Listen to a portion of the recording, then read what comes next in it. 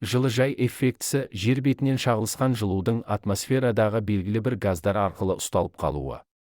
Бұл табиғи процесс планетамызда өмір сүруге қолайлы температураны қамтамасыз етеді. Алайда адам әрекетінің салдарынан бұл газдардың концентрациясы артып, жердің қызуына келеді. Жылыжай эффектісінің күшеюіне көмірқышқыл газы, метан, азот оксиді сияқты газдардың атмосфераға көптеп шығарылуы себеп болады. Бұл газдардың негізгі көздері қазба отындарын жағу, ормансыздану және өнеркәсіптік процестер. Көмірқышқыл газының деңгейі әсіресе электр станциялар мен көліктерден бөлінетін шығарындылар арқылы артады. Метан ауыл шаруашылығы мен қоқыс үйінділерінен бөлінеді. Бұл газдардың жинақталуы жердің жылу балансын бұзады. Жылыжай эффектісінің теріс әсерін азайту үшін бірқатар шаралар қабылдау қажет. Біріншіден, жаңартылатын энергия көздеріне, мысалы, күн және жел энергиясына көшу маңызды. Бұл қазба отындарына тәуелділікті азайтады.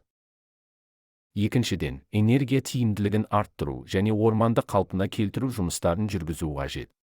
Ағаштар көмірқышқыл газын сіңіріп, ауаны тазартады. Үшіншіден, өнеркәсіптік шығарындыларды азайту және тұтыну мәдениетін өзгертуде шешуші рөл атқарады.